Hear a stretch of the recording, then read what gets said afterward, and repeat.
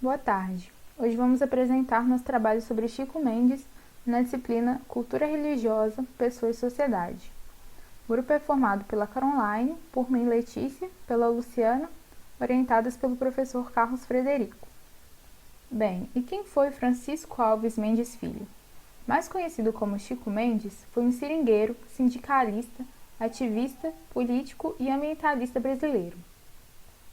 Nascido no município de Chapuri, no estado do Acre, em 1944. A sua cidade era conhecida pela produção de borracha durante o ciclo da borracha na Amazônia. Chico era o filho mais velho de um migrante cearense que se mudou para a região no período da Segunda Guerra Mundial, atraído pela promessa de riqueza com a extração de ouro ou trabalho nos seringais. A realidade que encontrou era bem diferente.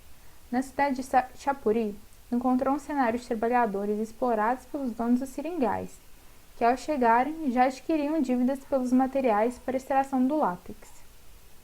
O ativista ambiental teve uma vida bem humilde e ainda criança, como o filho mais velho, já foi trabalhar adentrando na floresta com seu pai nos seringais.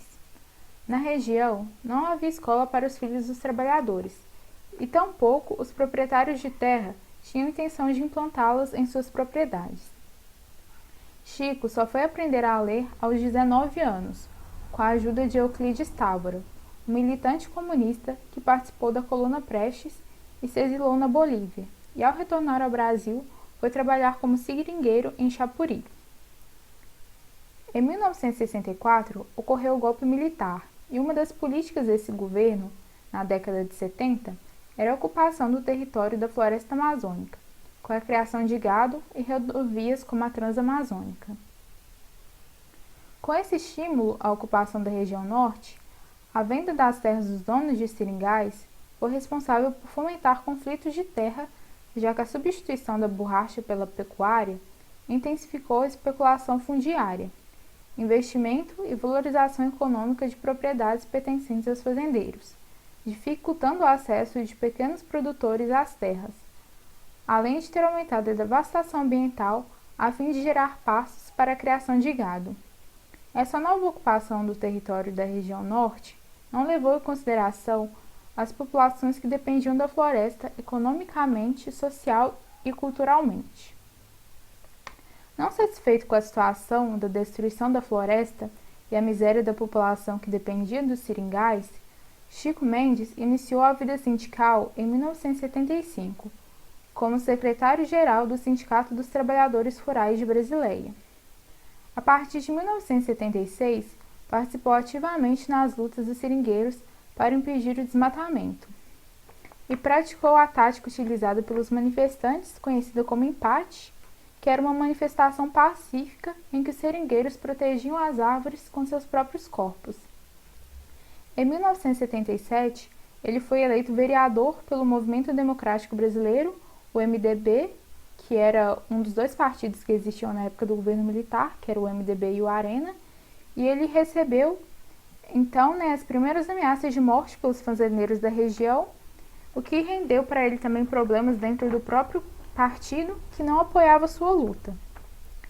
E logo depois ele teve uma participação na criação do Partido dos Trabalhadores, mais conhecido como PT, sendo uma forte liderança no estado do Acre, junto com a Marina Silva também, E em 1985, ele liderou o primeiro Encontro Nacional de Seringueiros, durante o qual foi criado o Conselho Nacional de Seringueiros, que se tornou a principal referência da categoria. Foi um grande representante internacional das causas pela Amazônia, e ao longo do ano de 1988, ele participou da implementação das primeiras reservas extrativistas no estado do Acre. Ao longo de sua luta pela preservação do meio ambiente e melhores condições para os seringueiros, Chico Mendes foi alvo de ameaças de morte por sua militância, principalmente ao ganhar notoriedade política e respeito internacional. E no dia 22 de dezembro de 1988, exatamente uma semana após ele completar 44 anos, ele foi assassinado a tiros na casa dele. Bom, ele deixou um grande legado. Chico Mendes lutava por uma reforma agrária que possibilitasse aos extrativistas e seringueiros a geração de renda sem a devastação da floresta, resultando no uso sustentável dos recursos. Agora eu vou falar um pouco sobre a luta ideológica e os direitos humanos. Trouxe algumas reportagens. Essa primeira. Quem foi Chico Mendes e por que seu legado ainda faz diferença hoje? Isso é de 2019, ou seja, recente. Outra. Chico Mendes. Chico Mendes foi morto pela sua luta contra o desmatamento e por reivindicar melhores condições de trabalho para os seringueiros. Ideias de Chico Mendes ainda influenciam políticas de desenvolvimento sustentável. Chico Mendes, legado de coragem em defesa da floresta. Ok, quais ideias são essas então? A tese dele é baseada em sua convivência e conhecimento da floresta e a natureza, ou seja, total respeito com a natureza. A ideologia foi formada pelo sindicalismo e toda baseada também nos direitos humanos e, claro, respeito à floresta, que é fundamental para Chico. O primeiro Encontro Nacional de Seringueiros ocorreu em 1985. Criaram um Conselho Nacional. Esse Conselho Nacional elaborou a proposta original da reforma agrária com as reservas extrativistas, ou seja, esse encontro contou com mais de 100 seringueiros na época. Eles fundaram um conselho. Esse conselho teve ativação direta com a reforma agrária. Trouxe essa frase de uma entrevista do seu primo, que falava assim: conhecedor da floresta, Chico Mendes defendia o direito à exploração dos recursos naturais, mas sem o esgotamento. A preocupação com a sustentabilidade é uma das lembranças do primo e companheiro de resistência, Sebastião Teixeira Mendes.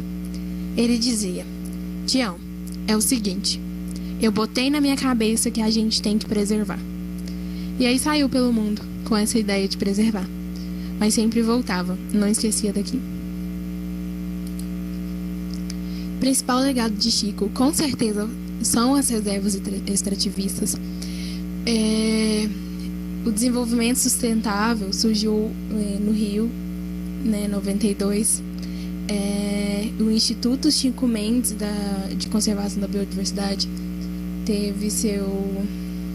foi fundado dia 28 de agosto de 2007 pela Lei 11.516.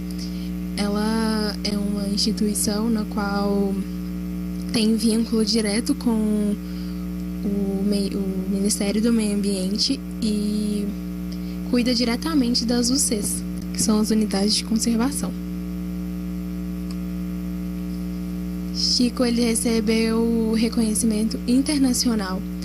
Teve um documentário sobre a sua vida que chama Eu Quero Viver, de 1987, que mostra sua luta pela defesa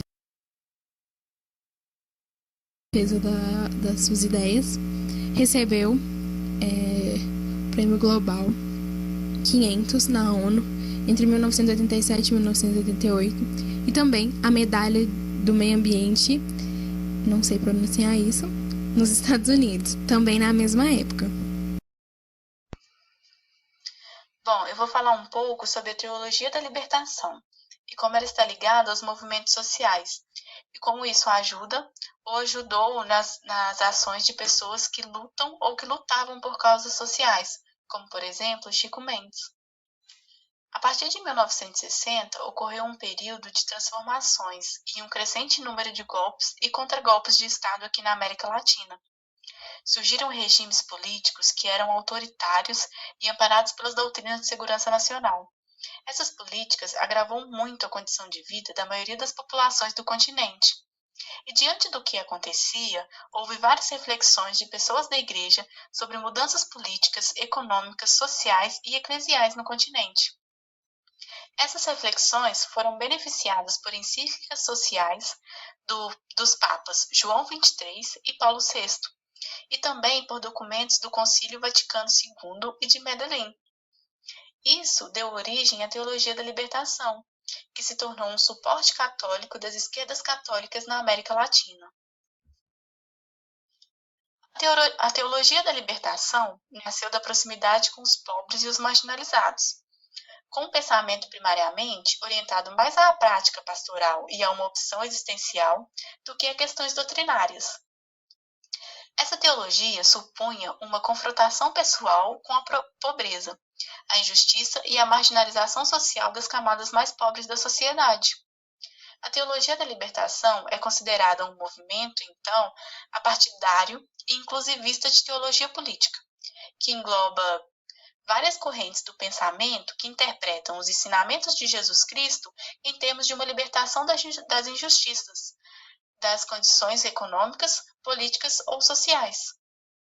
A proposta da teologia da libertação é para a sociedade e também para as igrejas, com uma ruptura do passado, que é marcada pelas desigualdades, distanciamento, injustiça e preconceito.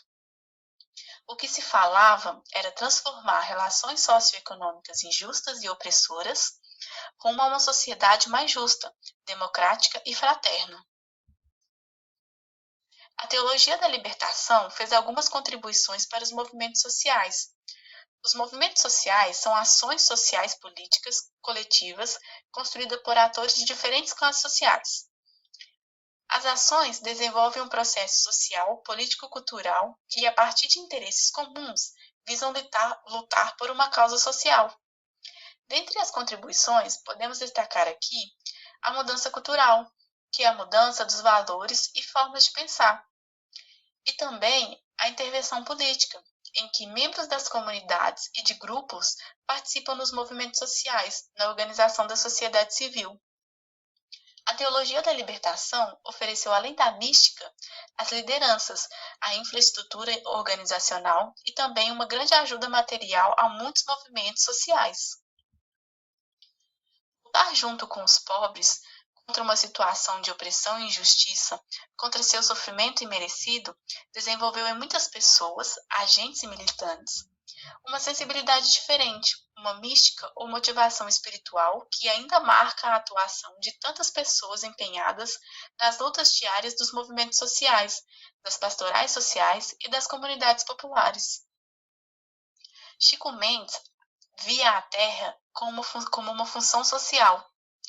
Ele tinha a visão da conjuntura, criticava o sistema que só implementava a barbárie, a concentração de riquezas nas mãos de poucas pessoas. Chico Mendes colocava essas questões nas discussões. Ele dizia: a nossa vida é de acordo com a natureza, e só temos condições de sobreviver com a floresta em pé. A gente vive da castanha, da pesca, da caça. Com essa visão, ele foi o ideólogo das reservas extrativistas, em que a população tradicional que habitava a floresta teria direito de manter seu modo de vida de coleta sustentável dos produtos florestais. A reserva extrativista é a forma agrária do seringueiro. Houve tentativas de mobilizar os seringueiros. Em 1970, surgiram comunidades eclesiais comandadas por Dom Moacir Gret, que era bispo da Teologia da Libertação, e em 1975 foi criado o Sindicato dos Trabalhadores Rurais de Brasileia. Depois houve a criação do sindicato em Chapuri. A trajetória sindicalista de Chico Mendes acarretou na criação do Conselho Nacional dos Seringueiros em 1985. Na época, as ideias de Chico Mendes giraram o mundo e inspiraram diversas lutas. Sua luta pôde influenciar na política de financiamento do Banco Interamericano de Desenvolvimento e do Banco Mundial para a ditadura. No Brasil, essa influência foi na construção das estradas na Amazônia. Chico Mendes mostrou que o benefício dos empréstimos iria atingir a uma pequena elite e provocar violência e destruição ambiental. Chico Mendes abriu a discussão sobre uma parceria com o movimento ambiental, mas a sua preocupação era social e fundiária. Ele dizia que pensava em defender o seringueiro e as seringueiras e a floresta, e aí se deu conta de que estava defendendo o planeta. A sua influência era internacional, a sua luta rodou o mundo, esteve no Rio de Janeiro, em Washington, e chegou na Índia, onde teve influência sobre um outro movimento. E ele dizia assim: tenho a esperança de continuar vivo, e vivo a gente fortalece essa luta. Essas são as nossas referências. E obrigada pela atenção.